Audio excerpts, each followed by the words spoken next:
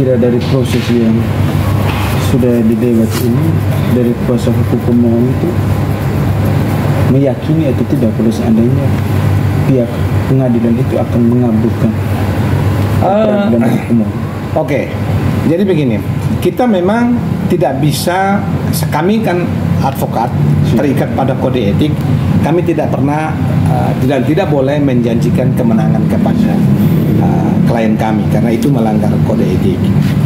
Akan tetapi dari materi permohonan, dari konstruksi hukum, kita meyakini bahwa apa yang kami ajukan itu cukup beralasan, yang sekiranya dapat dipertimbangkan dengan baik oleh hakim. Jadi kami tidak bisa mendahului bahwa harus menang atau pasti menang, itu tidak boleh. Tetapi dari materi hukum yang kami ajukan dan kemarin terungkap di persidangan di mana ada kesaksian saksi ahli dan saksi fakta. Saksi fakta mengatakan bahwa proses di Polres itu sedang berjalan. Mereka tahu dan dulu mereka diadili, dua orang ini juga hadir sebagai saksi. Mereka juga tidak tahu bahwa apakah sudah di SP3 atau belum. Nah, mereka tahu itu, sehingga kita meyakini bahwa apa yang kami ajukan ini cukup menjadi alasan untuk penetapan tersangka ini dianggap tidak sah dan tidak tepat. Karena begini, dari penegakan hukum di bidang korupsi yang memiliki fungsi supervisi itu hanyalah KPK. Manakala KPK melihat bahwa tidak dilaksanakan oleh Polres atau kepolisian, maka mereka bisa ambil alih. Lalu kejaksaan mandek, mereka bisa ambil alih. Jadi itu mulai baru. Nah, kalau polisi sedang melakukan penyidikan, ya semestinya tidak boleh diambil alih oleh jaksa. Ini jelas diambil alih karena mereka melihat Cornelius ditetapkan sebagai tersangka, mereka sudah berkas bolak-balik sudah 6 kali tidak di P21. Mereka mungkin ragu untuk P21 kan karena apa kita tidak tahu. Dan saksi ahli yang mereka pakai yang dalam bukti surat kita lihat itu kan saksi ahli mengenai kerugian. Nah, sebetulnya kalau untuk kerugian ini Cornelius Syukur itu sudah bisa diadili dengan pasal 18. Kan ada di dalam pasal itu, kan ada di dalam penetapan tersangka itu ada pasal 18. Karena sudah terbukti, sudah dihitung dengan baik dan pengadilan tipikor waktu itu mengatakan bahwa ada kerugian seharusnya kan sekian, tapi dikurangi 10.800.000 menjadi sekian, itu kan dibebankan kepada Cornelius, bukan dibebankan kepada Yohanes Kaki dan Siprianus Longgoyo. Jadi 600 sekian itu dibebankan kepada Cornelius. Karena Cornelius tidak mengembalikan dalam jangka waktu tertentu itu sebelum penetapan tersangka, maka dia memang sewajarnya dia ditetapkan sebagai tersangka untuk mempertanggungjawabkan kerugian keuangan negara itu. Nah, kalau jaksa melihat sekedar dua orang ini menandatangani dokumen, ini menurut saya jaksa itu jaksa penyidiknya, jaksa penelitinya itu mereka itu dianggap penegak hukum itu menjadi corong undang-undang. Jadi mereka seperti mesin. Mereka melihat apa yang perkembangan penanganan kasus ini mereka tidak ikuti dengan baik. Penyelidikannya tidak tuntas. Makanya mereka tidak tahu apakah orang ini menandatangani dokumen betul, tapi kan pembagian pemecahan paket itu kan bukan mereka. Kerugian itu kan dihitung daripada pemecahan paket kan, kan mulai dari sana. Nah, kewenangan mereka itu tidak masuk dalam pemecahan paket itu. Kemudian pelaksanaan daripada proyek, ya kita juga tidak tahu, karena itu sudah diadili, makanya 2 orang dihukum itu. Nah, kerugian itu sebetulnya seperti apa? Nah, tetapi yang jelas mereka memang menandatangani. Dan kalau mau lihat lagi, Undang-Undang Tipikor itu kan pasal 55 itu kan dilenggetkan.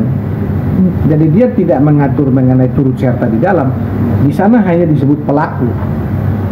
Nah, karena apa jaksa itu kok getol? Apalagi kita sudah mencoba berkomunikasi dengan jaksa, menyurati untuk jangan dipanggil dulu, kita selesaikan dulu ini proses pra-peradilan ini. Mereka terus melakukan panggilan.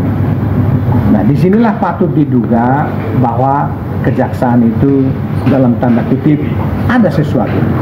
Patut diduga, saya tidak menuduh. Patut diduga ada sesuatu. Ada sesuatu. Ada apa kok mereka semangat sekali ingin memanggil? Dan saya sepertinya ya mungkin mereka mau tahan begitu. Oh, punya. Jadi seperti itu. Apalagi? Abang, kalau misalkan secara etika hukum, Mas, apabila orang ini sementara menjalankan melakukan pembelaan dalam hal ini pra-peradilan, kemudian pihak jaksa tetap mengeluarkan surat panggilan itu, secara etika hukum bagaimana? Begini, jaksa memang mempunyai kewenangan, tetapi hukum itu kan mau pakai apa? Pendekatan hukum atau pendekatan kekuasaan?